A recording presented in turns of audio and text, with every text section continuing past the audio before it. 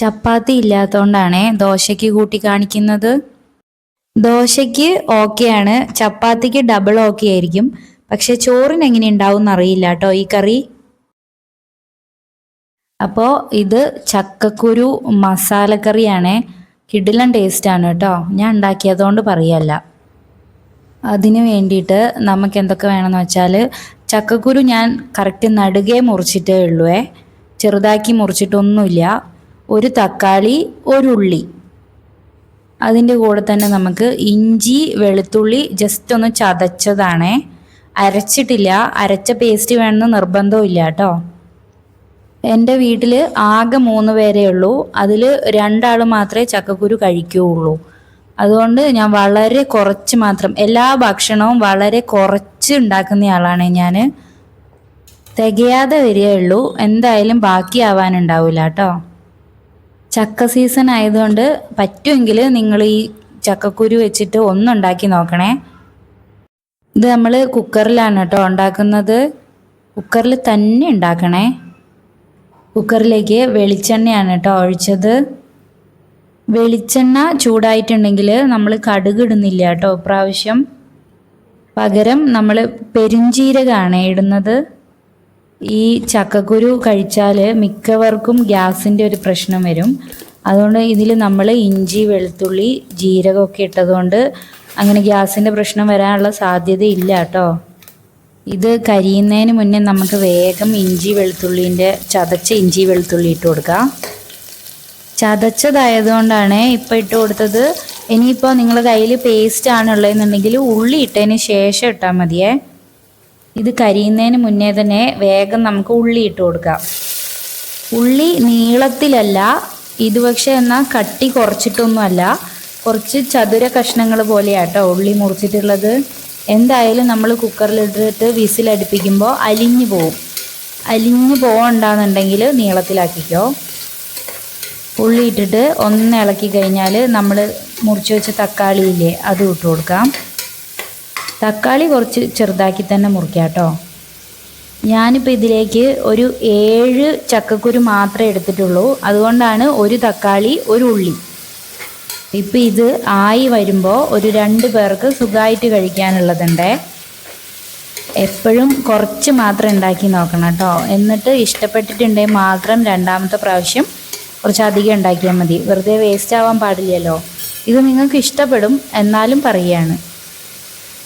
എരിവിന് വേണ്ടിയിട്ട് അല്ലെങ്കിൽ ഭംഗിക്ക് വേണ്ടിയിട്ട് ഒരു പച്ചമുളക് ഇട്ടിട്ടുണ്ട്. ഈ കറിയിൽ എരിവ് കൂടുതൽ നിൽക്കുന്ന പോലെയുള്ള കറിയല്ല കേട്ടോ. ലൈറ്റായിട്ടുള്ള എരിവേ ഉണ്ടാവുള്ളേ. മസാലപ്പൊടി അല്ലാണ്ട് വേറെ മുളക് പൊടി ഇടുന്നേ ഇല്ല കേട്ടോ നമ്മൾ.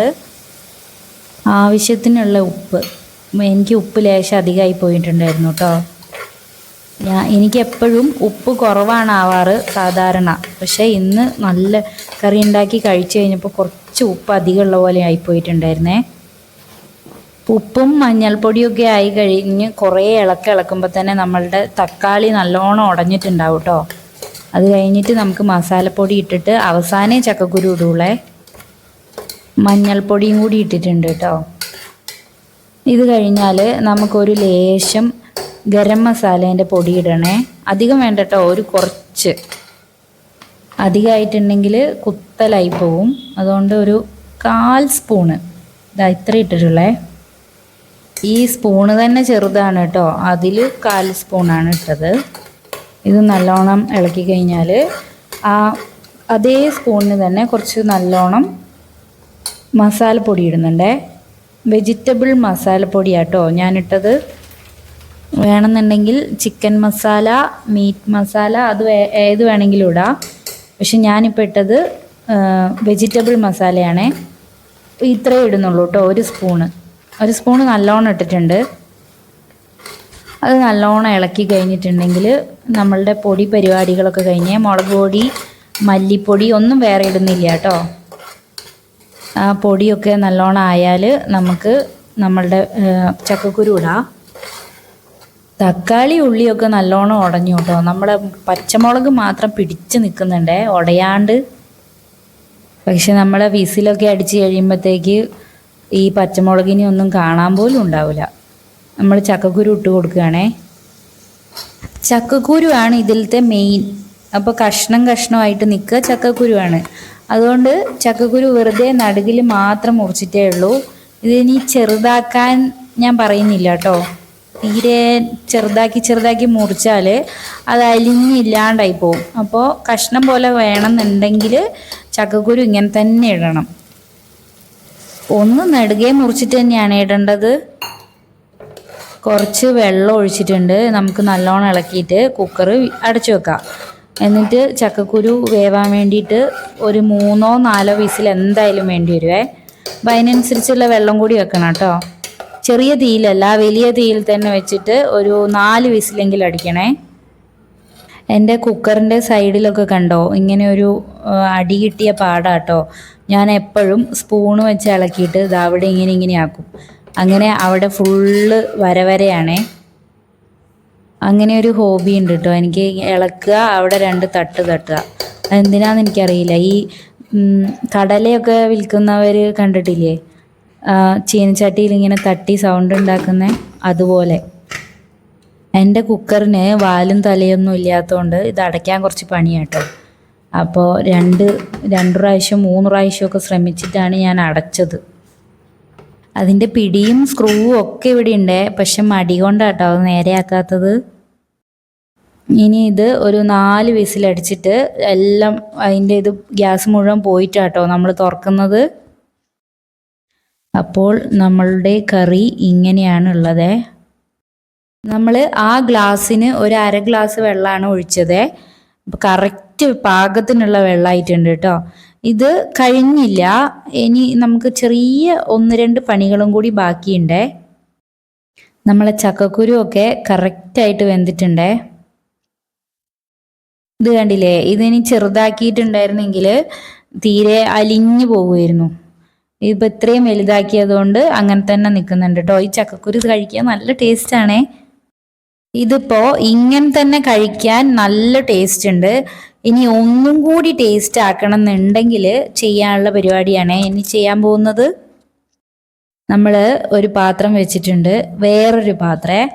അത് ചൂടാവുന്നതിന് മുന്നേ തന്നെ ഒരു ലേശം കസ്തൂരി മേത്തി ആട്ടോ ഇടുന്നത്.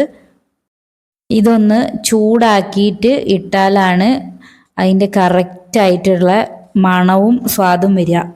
അപ്പോൾ ഭയങ്കരമായിട്ട് ചൂടാവരുത്. ഒന്ന് ചൂടാവുമ്പോൾ തന്നെ ഒരു മണം വരാൻ തുടങ്ങും. അപ്പോൾ നിർത്തണേ. ഞാനിപ്പോൾ നിർത്തുന്നില്ല. ഞാൻ നമ്മളെ കുക്കറിലുള്ള കറി ഇതിലേക്ക് ഒഴിക്കുക കേട്ടോ ചെയ്യുന്നേ. ഇനിയിപ്പോൾ നിങ്ങളെ കയ്യിൽ കസ്തൂരി മേത്തി ഇല്ലാന്നിരിക്കട്ടെ, പകരമായിട്ട് മല്ലിച്ചപ്പും കറിവേപ്പിലയും ഇട്ടാലും മതി കേട്ടോ. ഞാനിടയ്ക്ക് പനീർ ബട്ടർ മസാലയൊക്കെ ഉണ്ടാക്കുന്നതുകൊണ്ട് ഇത് വാങ്ങി വെച്ചതാണേ. ഇതിപ്പോൾ എല്ലാവരുടെ വീട്ടിലും ഉണ്ടായിക്കൊള്ളണമെന്നില്ല. മല്ലിച്ചപ്പും കറിവേപ്പിലയാണ് ഇടുന്നതെന്നുണ്ടെങ്കിൽ ഈ പാത്രത്തിൻ്റെ ആവശ്യമില്ല. അത് നേരിട്ട് കറി ആയതിന് ശേഷം ഇട്ടാൽ മതിയേ. ഇത് പെട്ടെന്ന് തിളയ്ക്കും കേട്ടോ. ഇത് കുക്കറിൽ നിന്ന് അങ്ങോട്ട് വാങ്ങിയിട്ടല്ലേ ഉള്ളൂ. ഇനി നമുക്ക് ഇതിലേക്ക് ഒരു ലേശം തേങ്ങാപ്പാൽ, നമ്മളെ കറീൻ്റെ ക്വാണ്ടിറ്റി അനുസരിച്ചാണ്. എൻ്റെ കയ്യിൽ തേങ്ങാപ്പാൽ പൊടിയാണ് കേട്ടോ. അപ്പം ഞാൻ അത് കലക്കിയിട്ടാണ് ഒഴിച്ചത്. ഒന്നും കൂടെ സ്വാദാവാൻ വേണ്ടിയിട്ടാണ് ഇതൊക്കെ ചെയ്തത്. നേരത്തെ കണ്ട പോലെ ഉള്ളതിന് നല്ല ടേസ്റ്റ് ഉണ്ട്, അതിലും ടേസ്റ്റ് കിട്ടാൻ വേണ്ടിയിട്ടാട്ടോ. കണ്ടില്ലേ, ഇതിപ്പോൾ ഒരു നോർത്ത് ഇന്ത്യൻ കറി പോലെ ഇല്ലേ, അധികം എരിവൊന്നും ഇല്ല കേട്ടോ ഇതിന്. നമ്മളെ മുളക് ഇപ്പോഴും അങ്ങനെ തന്നെ നിൽക്കുന്നുണ്ട് അല്ലേ. ആ മുളകിൻ്റെയും കുറച്ച് മസാലേൻ്റെ എരിവ് മാത്രമേ ഉണ്ടാവുള്ളൂ. നല്ല ടേസ്റ്റാണ്. ചപ്പാത്തിക്കൊക്കെ കൂട്ടി കഴിക്കാൻ നല്ല ടേസ്റ്റ് ഉണ്ടാവും. എനിക്ക് ചപ്പാത്തി ഒട്ടും ഇഷ്ടമില്ലാത്ത സാധനമാണ് ചപ്പാത്തി. അതുകൊണ്ട് ഞാൻ എൻ്റെ വീട്ടിൽ ചപ്പാത്തിയേ ഉണ്ടാവില്ല കേട്ടോ. അതുകൊണ്ട് ഞാൻ ദോശയ്ക്ക് കൂട്ടിയിട്ട് കാണിച്ചു തരേ. ഇതിപ്പോൾ ചോറിന് കൂട്ടാൻ ടേസ്റ്റ് ഉണ്ടാവുമോ എന്ന് എനിക്ക് ഉറപ്പ് പറയാൻ പറ്റില്ല. രാവിലെയോ രാത്രിയോ ഉണ്ടാക്കിയാൽ മതി കേട്ടോ ഈ കറി. ചോറിന് എങ്ങനെ ഉണ്ടാവുമെന്ന് എനിക്കറിയില്ല. ചോറിന് കൂട്ടിയാൽ ടേസ്റ്റ് ഉണ്ടാവും തോന്നുന്നില്ല കേട്ടോ. ദോശയ്ക്കും ചപ്പാത്തിക്കും സൂപ്പറായിരിക്കുമേ. ദോശയ്ക്ക് തന്നെ നല്ല ടേസ്റ്റ് ഉണ്ട്. അപ്പോൾ ചപ്പാത്തിക്ക് എന്തായാലും ടേസ്റ്റ് ഉണ്ടാവും. അതിൻ്റെ ചക്കക്കുരുവിലൊക്കെ ഈ മസാലയൊക്കെ പിടിച്ച് നല്ല ടേസ്റ്റ് ഉണ്ടാവും കേട്ടോ. ഒന്ന് ഉണ്ടാക്കി നോക്കണേ.